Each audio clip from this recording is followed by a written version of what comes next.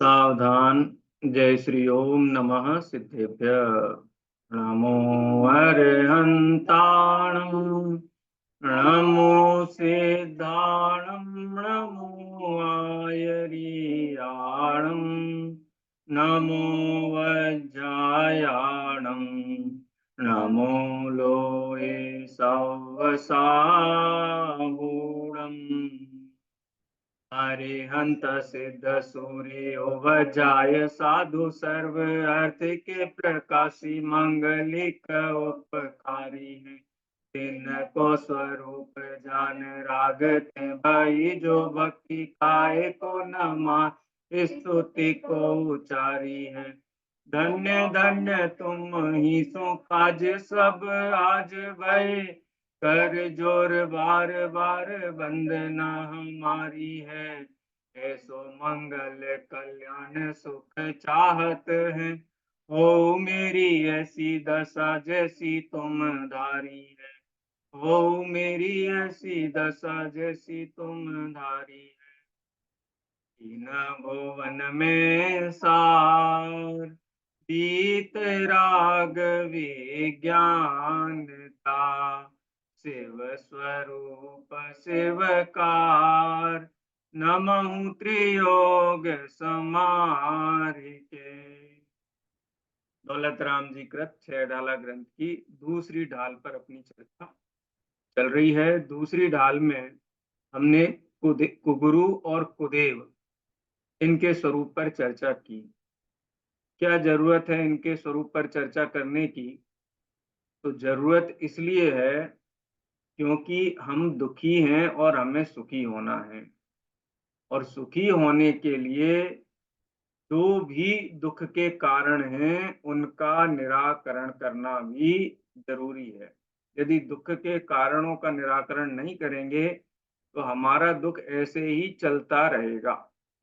दुख के कारण क्या हैं? तो दुख का कारण एक बताया, अग्रहीत मिथ्यात्व। अग्रहीत माने नया ग्रहण नहीं किया, अनादिकाल से ही मोह राग द्वेष ये परिणामों को करने वाला, इन परिणामों को अच्छा मानने वाला जो श्रद्धान है, ज्ञान है, और इनके अनुरूप हमारा जो आचरण है वो ही दुख का मूल कारण। एक बहुत अच्छा एक छंद आता है कि आत्मा स्वयं ही अपना शत्रु है और स्वयं ही अपना मित्र है। जगत का कोई भी व्यक्ति, कोई भी पर द्रव्य ना मित्र है ना शत्रु है। यदि मेरा कुछ भी अहित होता है, कुछ भी गलत होता है, तो उसका कारण मैं स्वयं हूं और कोई उसका कारण नहीं है। यदि मेरा भला भी होगा तो मेरा अपने कारण से ही भला होगा, उसमें कोई अन्य परद्रव्य कारण नहीं है।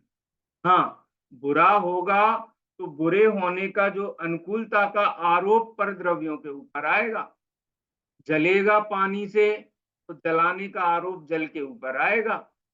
जल की शीतलता प्राप्त होगी तो शीतलता का जो कारण है वो स्वयं ही महसूस करेगा, लेकिन उसका आरोप किसके ऊपर आएगा? शीतल जल के ऊपर चला जाएगा। तो इस जीव का जगत में कोई भला बुरा करने वाला नहीं, स्वयं ही भला बुरा करने वाला है। तो भला बुरा करने वाला कौन क्या है? स्वयं का अज्ञान। उस अज्ञान को दो भागों में विभाजित किया। एक ऐसा अज्ञान जो अनादिकाल से चला आ रहा है, उसको कहते हैं अग्रहीत अज्ञान। और एक इसने उसी अग्रहीत अज्ञान के कारण नया नया अज्ञान और ग्रहण कर लिया। खोटे गुरु, खोटे देव और खोटे शास्त्र, खोटा धर्म। खोटे का मतलब यह है कि जो यथार्थ नहीं है, यथार्थ नहीं है, वस्तु का सच्चा स्वरूप बताने वाले नहीं। इसलिए खोटे। खोटे का मतलब किसी की निंदा करने से नहीं है, किसी से द्वेष करने से नहीं है। हम देखते हैं बहुत सारे जीव शास्त्र में कुगुरु कुदेव कुधर्म का स्वरूप पढ़ करके द्वेष बुद्धि को धारण कर लेते हैं।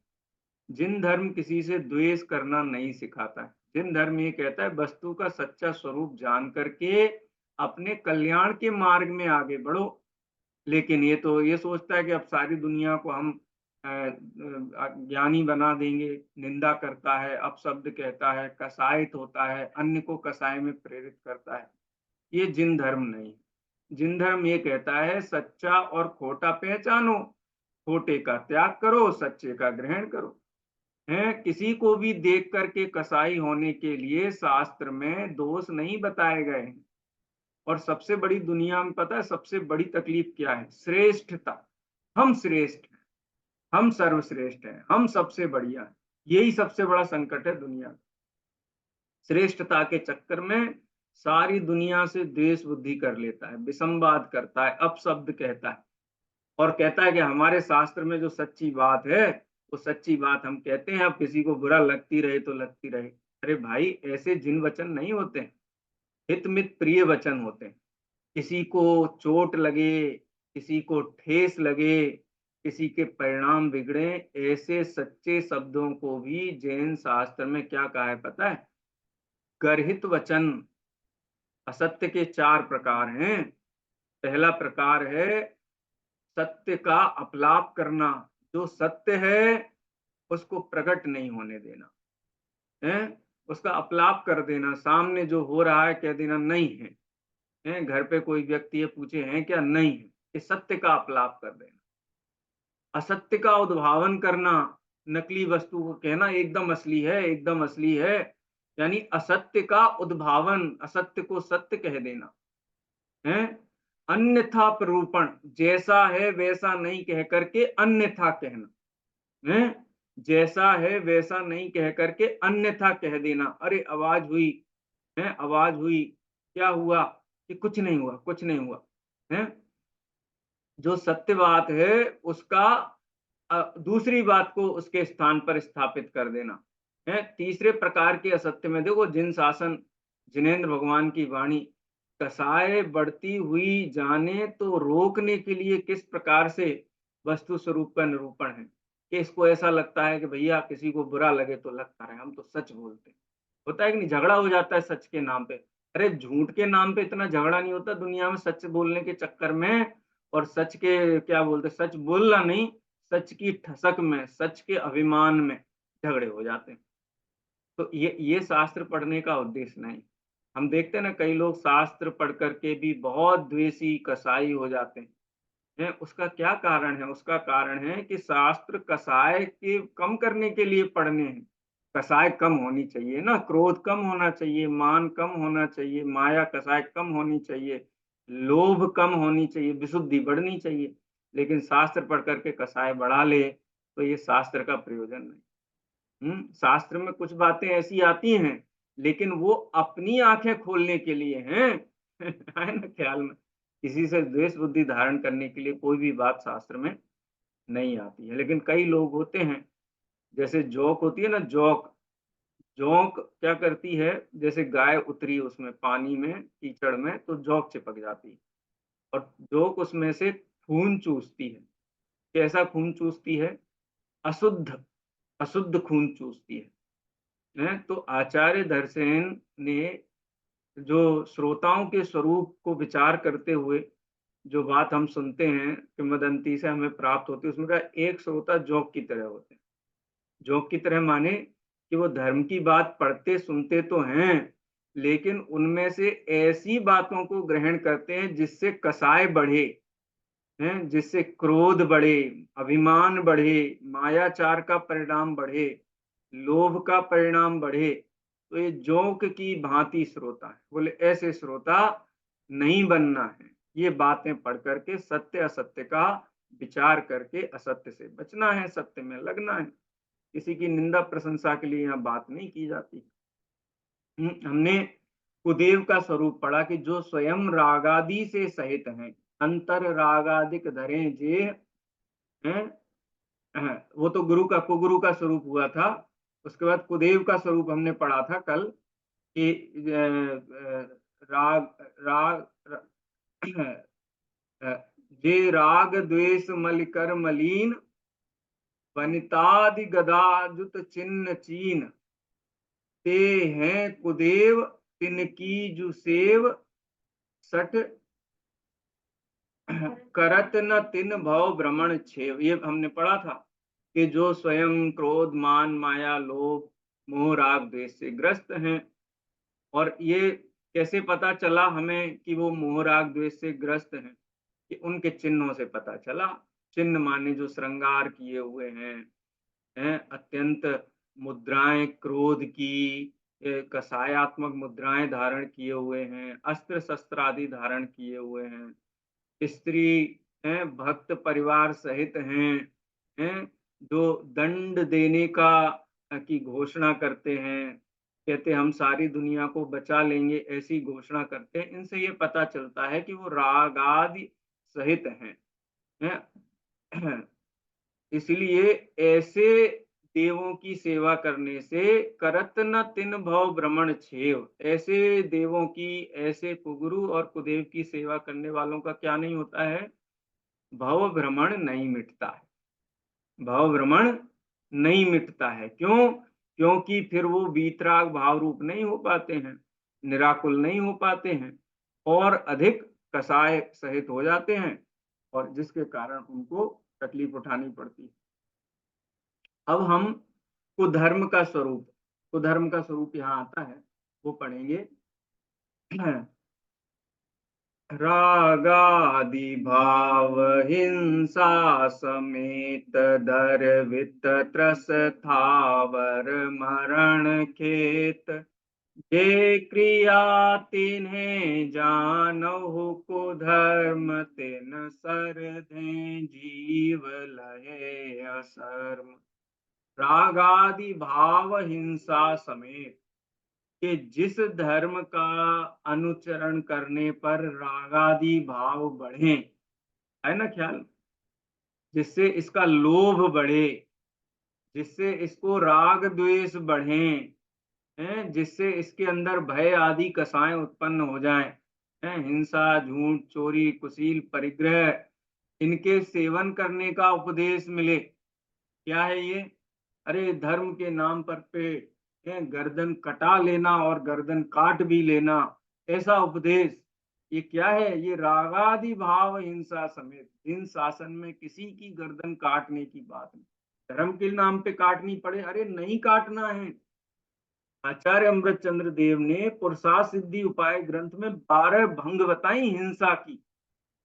उन भंगों में ये कहते हैं कि ऐसी कथाएं आती हैं कि कोई राजा था, हैं, जो अभयदान में प्रसिद्ध हुआ। उसने क्या किया? अभयदान, वो जैन धर्म वाला अभयदान नहीं, अभय में, कि एक बाज था, वो बाज एक कबूतर को खाने के लिए उद्यत हुआ, हैं, उस बाज, तो कबूतर वो राजा की शरण में चला गया। तो राजा राजा की शरण में गया तो राजा ने कहा कि मेरी शरण में आया है तो मेरा कर्तव्य मैं इसकी रक्षा करूं। तो बाज ने बोला कि भाई मैं तो मांसाहारी हूँ, मुझे तो मांस से मेरा उधर पूर्ति होती है और तुम राजा हो तो तुम मेरी व्यवस्था करो। तो राजा ने अपने अंग भंग करके उसके मांस की व्यवस्था की। क्या ऐसा करना योग्य है? तो आचार्य देव कहते हैं ये अयोग्य है, ये हिंसा है। अरे तुम्हें संसार के इस प्रकार से पालन का भाव आता है जिसमें हिंसा होती है, ऐसा संसार तत्काल छोड़ देने योग्य है। ऐसा राजापना तत्काल छोड़ देने योग्य है। तुम तो जैनेश्वरी दीक्षा धारण करो यदि तुम्हें अपनी आत्मा के साथ न्याय करना है, क्योंकि हिंसा मात्र परजीवों के घात में नहीं है, आत्म परिणाम हिंसन, जिससे आत्म परिणामों का घात हो, वो हिंसा है। कोई शिष्य कहता है, कोई गुरु अपने शिष्य से कहता है कि मैं आंखें बंद करके ब्रह्मलीन हो रहा हूँ और ब्रह्मलीन हो जाऊं ना, मैं अपने ब्रह्मलीन हो जाऊं तो तुम मेरी गर्दन काट देना, क्योंकि ब्रह्मलीन अवस्था में इस प्रकार से शिरच्छेद हो जाने पर वो ब्रह्मलीन अवस्था शाश्वत हो जाती। ऐसा भी शास्त्रों में उपदेश है और ऐसी बहुत सारी कथाएं आती हैं अन्य मत में। तो कहते हैं कि ऐसा काम भी करना योग्य नहीं है, ये भी हिंसा है। ये भी हिंसा है। हिंसा की 12 भंग इसी प्रकार की बताई जिसको हम हिंसा समझते हैं, अहिंसा समझते हैं। कि जंगल में बहुत खूंखार शेर आ गया है, वो निरीह पशुओं को मार मार करके खा रहा है, तो मैं जाकर के उस सिंह का वध कर दूं तो बाकी पशुओं की रक्षा हो जाएगी, इसका नाम अहिंसा है।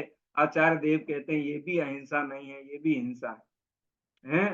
किसी भी जीव के प्रति, चाहे वो क्रूर हो चाहे निर्बल हो, किसी भी जीव को सताना मारना उसकी हिंसा का परिणाम हिंसा ही है। तो क्या करें महाराज, कैसे अहिंसा का पालन हो? तो कहते हैं, आचार्य भगवान कहते हैं कि तुम्हारे अज्ञान के कारण तुम्हारे प्राणों का घात होता है और तुम्हारे अज्ञान के कारण ही परजीवों का घात होता है। ऐसे अज्ञान का परित्याग कर दो खाली, है तन उपजत अपनी उपज जान, तन नसत आपको नाश मान, ऐसा अग्रहित मिथ्यात्व छोड़ दो तो ही जीवन में शांति और अहिंसा हो सकती। लेकिन जिन धर्मों में रागादि भाव को तीव्र किया जाता हो, पोषण किया जाता हो, है सुन के रोने लगे, हंसने लगे, क्रुद्ध हो जाए, उसको धर्म कथा नहीं कहते हैं, सभ्य कथाएं हैं। जिस कथा को पढ़ करके परिणाम शांत हो, निराकुल हो, कसाय रहित हो, उसको धर्म क्रिया कहते हैं। रागादि भाव हिंसा समेत और दर्वित त्रस थावर मरण खेत, क्षेत्र, खेत का मतलब क्षेत्र, ऐसे क्षेत्र, कैसे क्षेत्र हैं जहां पर त्रस जीवों की हिंसा, स्थावर जीवों की हिंसा होती हो, ऐसे धर्म को धर्म नहीं कहते हैं भाई, ऐसे धर्म को कुधर्म कहते हैं। ईश्वर प्रसन्न हो जाता है, ईश्वर प्रसन्न हो जाता है। अरे ईश्वर प्रसन्न होगा कि नहीं होगा वो तो किसी ने देखा नहीं है, लेकिन जिस जीव का वध किया जा रहा है, जिस जीव के प्राणों का हरण किया जा रहा है और अत्यंत निर्दयता पूर्वक है, ऐसे ऐसे धर्मों में उपदेश है कि पशु की बलि दो तो धीरे धीरे उसकी गर्दन पे छुरी चलाओ, धीरे धीरे चलाओ। अरे भैया, है पीड़ा देने का नाम धर्म है? कैसे धर्म हो सकता है? दर्वित त्रस थावर मरण खेत, जहां जी किसी एक जीव की भी पीड़ा की बात हो वो धर्म नहीं हो सकता। वो जिस जीव के ऊपर चल रही है तलवार, उससे पूछो ये धर्म है क्या? धर्म वो बताएगा। और नहीं समझ में आए तो किसी को बोलो तो हमारे गर्दन पे तलवार चलाओ, फिर हमसे पूछोगे धर्म है क्या? धर्म है ये अपनी कसाई की पूर्ति के लिए, अपनी रसना इंद्री की लोलुपता के लिए किसी भी हद तक जाने को तैयार है। तो कैसे संरक्षण करे इसका? अपनी कसाई का संरक्षण कैसे करे? तो धर्म के नाम पे संरक्षण करता है कि धर्म में ऐसा विधान है, ऐसा करना चाहिए। अपनी 5 इंद्रियों की विषयों की पूर्ति के लिए धर्म का उस पर टैग लगाता है। बोलो ऐसा धर्म हो सकता है? किसी भी जीव के लिए कष्टकारी हो वो धर्म नहीं हो सकता है। और विश्व में एकमात्र जिनेंद्र भगवान द्वारा बताया गया धर्म ऐसा है जिसमें कहा है किसी भी जीव को पीड़ित नहीं करना, जियो और जीने दो, हैं लिव एंड लेट लिव। है किसी को पूछो जियो और जीने दो किसका, किस धर्म की का नारा है किसी से भी पूछना दुनिया भर में कहेंगे जैन धर्म का नारा है। पता है आपको ये किसका नारा है? लिव एंड लेट लिव, ये बाइबल में आता है, जियो और जीने दो। लेकिन वो उसका पालन नहीं करते हैं। उन धर्मों के अनुसार ऐसा है कि मनुष्य है वो ईश्वर की सर्वश्रेष्ठ रचना, और दुनिया में बाकी जो कुछ है वो मनुष्य के उपभोग के लिए है।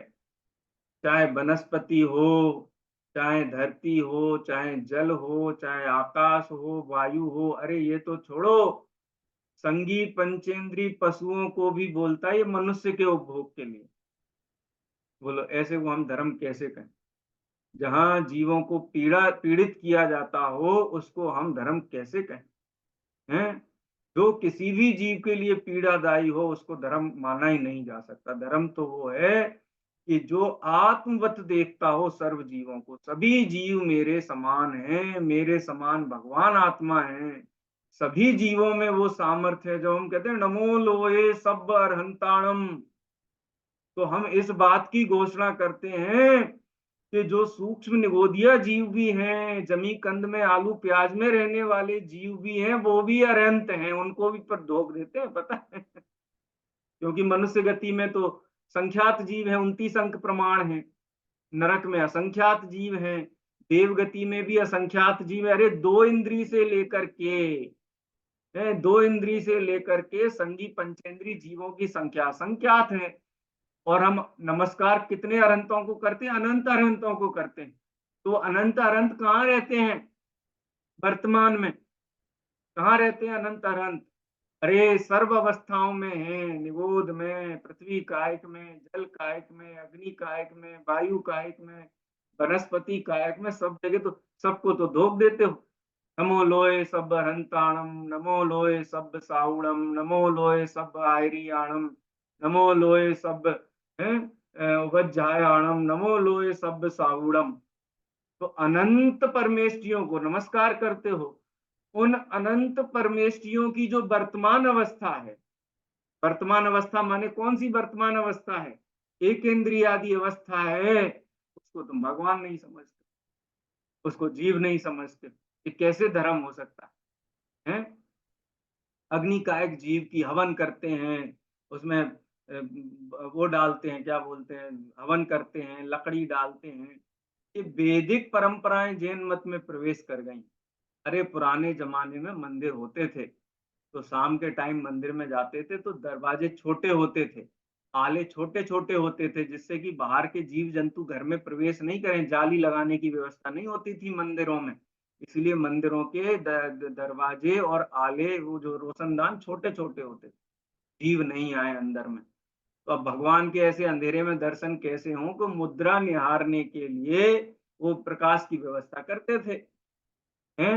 फिर वो धीरे धीरे हम उसको, आरती तो पढ़ी जाती है, पढ़े सुने जो आरती, आरती पढ़ी और सुनी जाती है। हमने पढ़ना सुनना तो बंद कर दिया, आरती करने लगे हैं। बढ़िया, हजार हजार वाट की लाइट लगा लेते हैं, फिर अग्नि कायक जीवों को दिया बना करके, और फिर हम आरती करते हैं। अरे भैया, ये जैन परंपराएं नहीं है। गर्भित त्रस, थावर थावर शब्द भी आया ना, गर्भित त्रस थावर मरण खेत।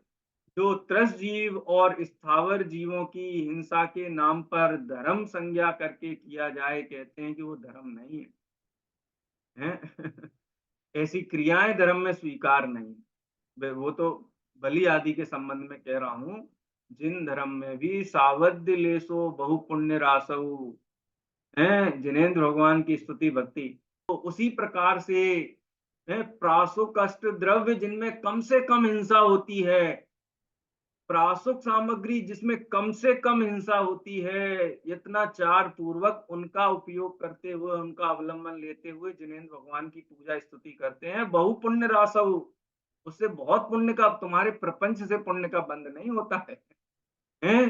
प्रपंच से पुण्य का बंध नहीं होता है, विशुद्धि से होता है। अरद आदि गुणेशु अनुरागो पूजा भक्ति वा। इसीलिए धर्म क्रियाओं में भी बहुत यत्नाचार की जरूरत है। अन्य मत के त्रस स्थावर जीवों की हिंसा का निषेध तो किया ही है, लेकिन जिन धर्म में भी त्रस स्थावर जीवों की हिंसा करके धर्म क्रिया करना योग्य नहीं है। बहुत से लोग इसको तर्क देते हैं, घर पे तो तुम आग जलाते हो, घर पे जलाना बंद कर दो रोटी बना करके। अरे भैया, घर पे भी आग जलाते हैं रोटी बनाने के लिए, उसमें भी बहुत कोई हमको उपादेय बुद्धि नहीं है। है, हम तो चाहते ही अग्नि नहीं जलानी पड़े, क्षुधा रोग का ही नाश हो जाए।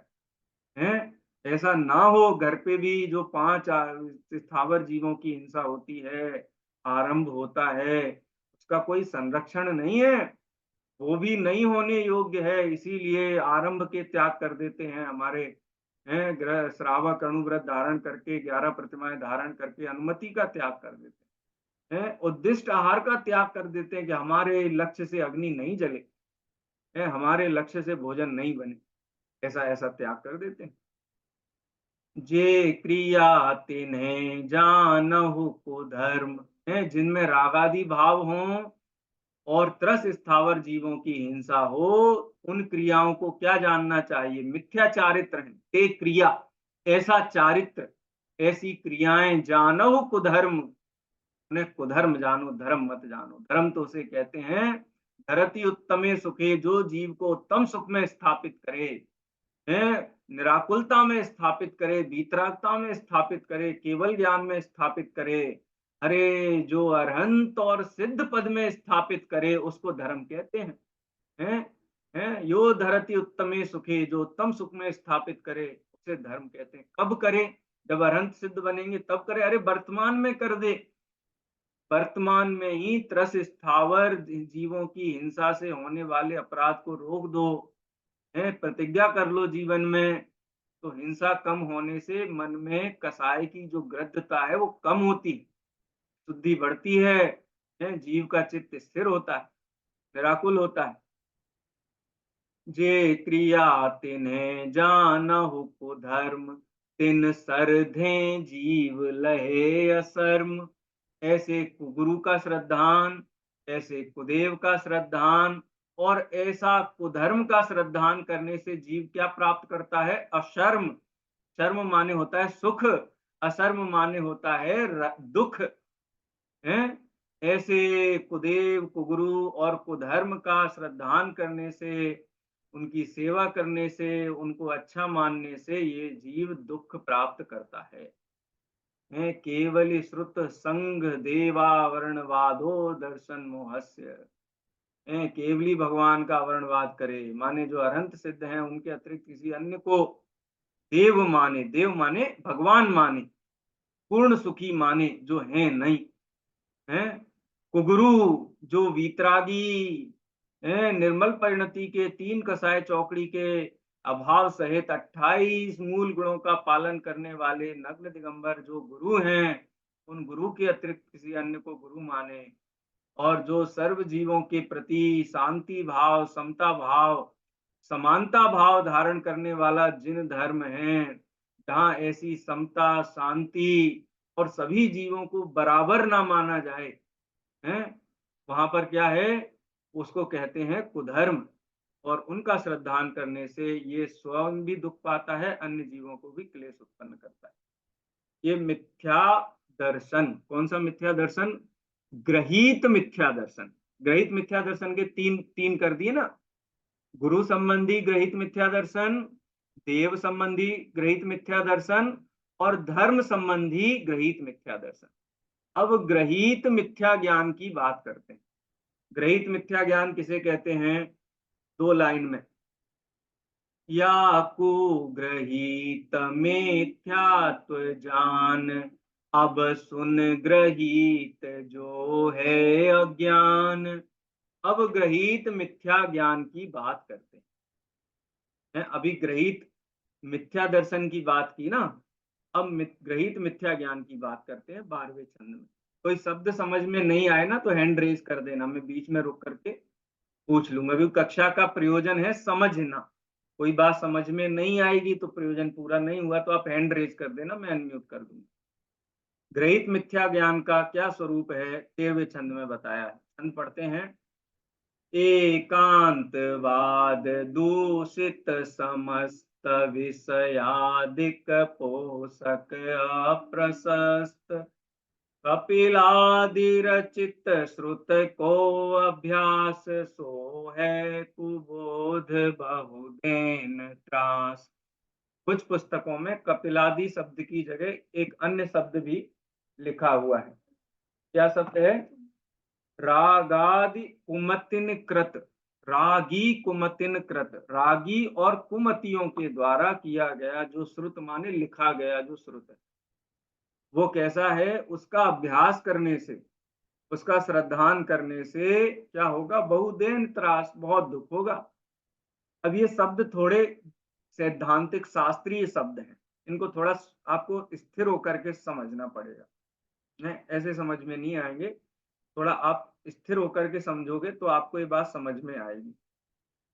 एकांतवाद, आपने शब्द सुना होगा अनेकांतमयी, है अनेकांतमयी। जैन दर्शन कैसा? अनेकांतमयी दर्शन। और एकांतवाद जैन दर्शन में नहीं। एकांत किसे कहते हैं? एकांत कहते हैं कि जो वस्तु है ना, व्यवस्था है, मैं जीव हूं, पुद्गल, धर्म, अधर्म, आकाश, काल, ये अनेकांतमयी धर्म सहित हैं। ये अनेकांतमयी है माने कि इनमें परस्पर विरुद्ध धर्म युगल पाए जाते हैं, जिसके कारण ये वस्तु टिकी रहती। एक सरल उदाहरण से मैं जैसे समझाऊं, जैसे हमारा देश है, अखंड है कि खंड खंड है? भारत संप्रभु राज्य है, सॉवरेन कंट्री है। ये अखंड है कि खंड खंड? खंड। अखंड भारत, अखंड। अच्छा, अखंड है तो इसके 28 राज्य और 9 यूनियन टेरिटरी में खंड क्यों कर दिए भाई? अखंड ही रखो ना। झगड़ा होता है, फिर कोई कहता है हम मराठी हैं, हम गुजराती हैं, हम तमिल भाषी हैं, हम कन्नडिगा हैं, हम हैं तेलुगु हैं, हम आंध्रा के हैं कोई कहता है हम यूपी के हैं, एमपी के हैं, भोजपुरिया हैं नॉर्थ ईस्ट वाले हैं। ये खंड क्यों किए फिर? हैं? खंड नहीं होने चाहिए ना, अखंड रखना चाहिए। अरे खंड तो खंड छोड़ो, तो एक देश को 28 राज्य और 9 यूनियन टेरिटरी में खंड किया। अब राज्य को तो अखंड रखो, ये बोलते उसको भी खंड कर दिया। किसमें खंड कर दिया? जिलों में खंड कर दिया है। 50-50, 60-60 जिले बना दिए। तो जिलों को तो अखंड रखो, जिले के अंदर भी खंड कर दिए। तहसील बना दी, जैसे डिवीजन बना दी, सब डिवीजन बना दी। तहसील को अखंड रखो है कि तहसील को भी फिर ब्लॉक में डिवाइड कर दिया है, पंचायतों में पंचायत। डिवाइड कर दिया। पंचायत गांव में बांट दी, गांव गांव मोहल्लों में बांट दिया, मोहल्ला मोहल्ला घरों में बांट दिया, और घर घर बेडरूम में, बाथरूम में और ड्राइंग रूम में। इतना तो खंड खंड कर रखा है और कहते हो देश अखंड है। ये कैसा अखंड है? खंड है कि नहीं है? कि अखंड है। और खंड, ये खंड भी है। अखंड है सुरक्षा के लिए, टिके रहने के लिए। अगर अखंड नहीं होगा तो टिका नहीं रह पाएगा, कोई भी हमला कर जाएगा है, कोई भी नुकसान पहुंचा जाएगा। इसलिए अखंड होना भी जरूरी है। लेकिन एकांत से अखंड मानने पर, खंड खंड नहीं मानने पर व्यवस्थाएं नहीं बनेगी।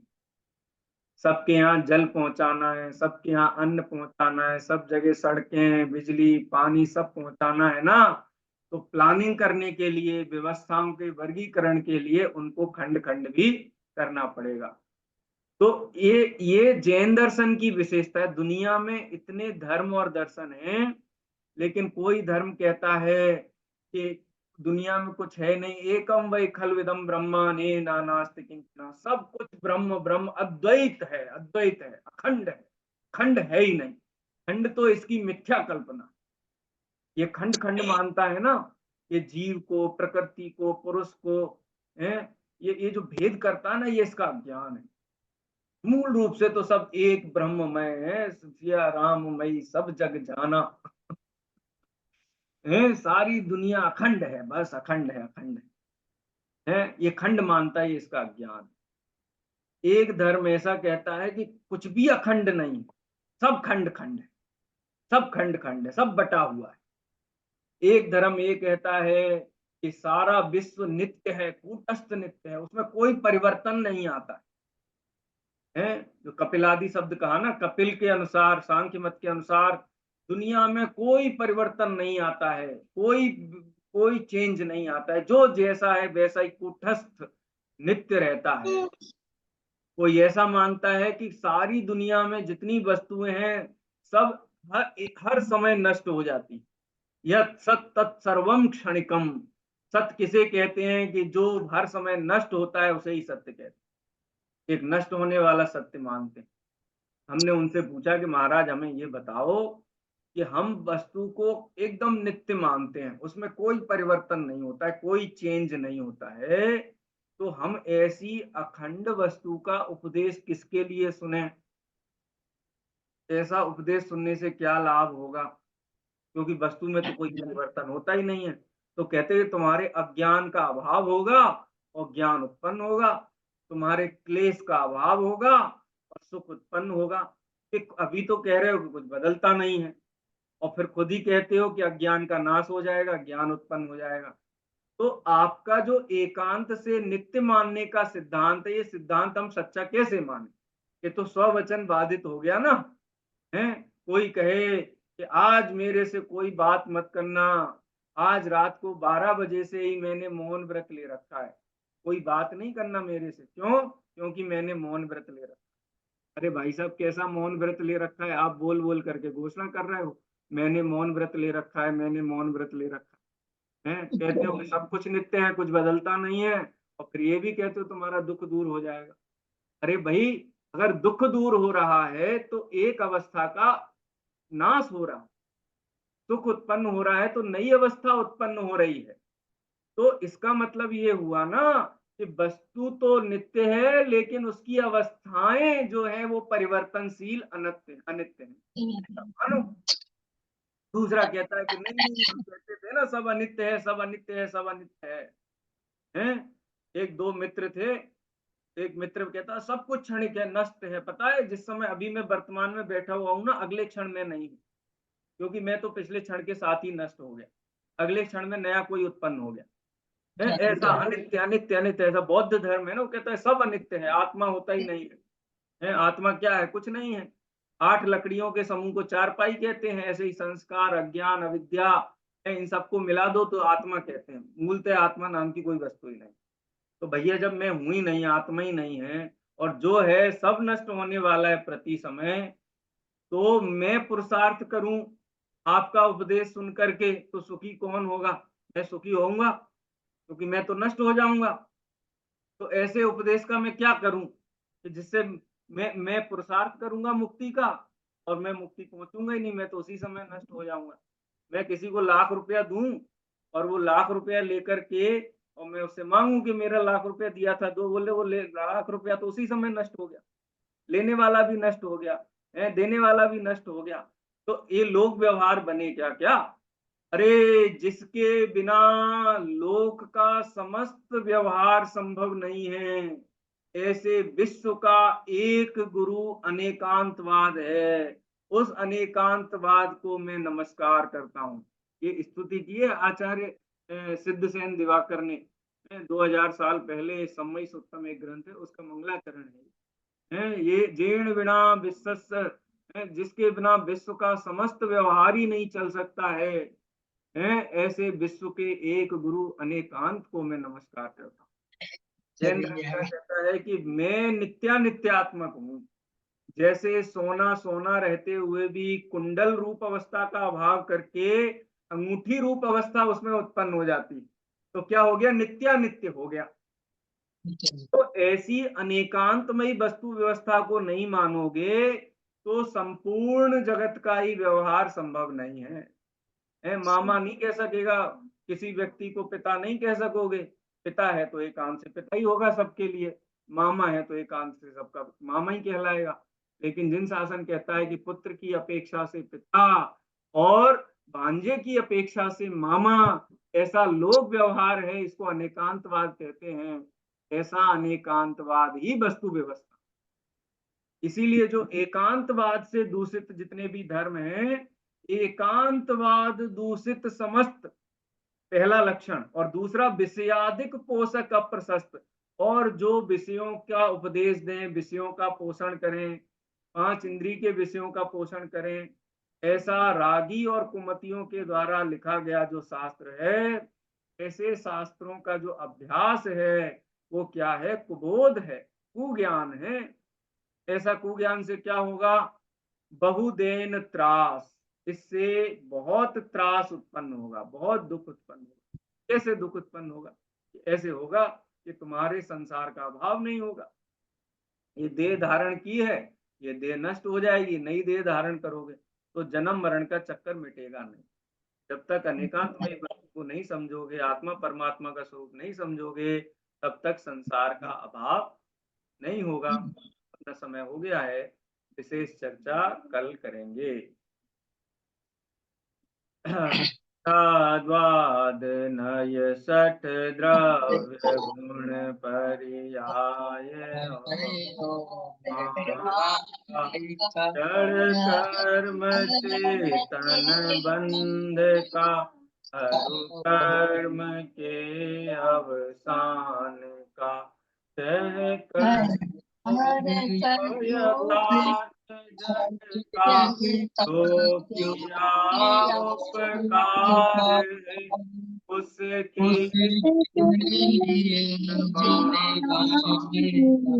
बंदना सतवार है, बंदना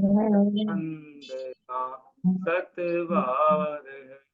नमस्कार मंत्र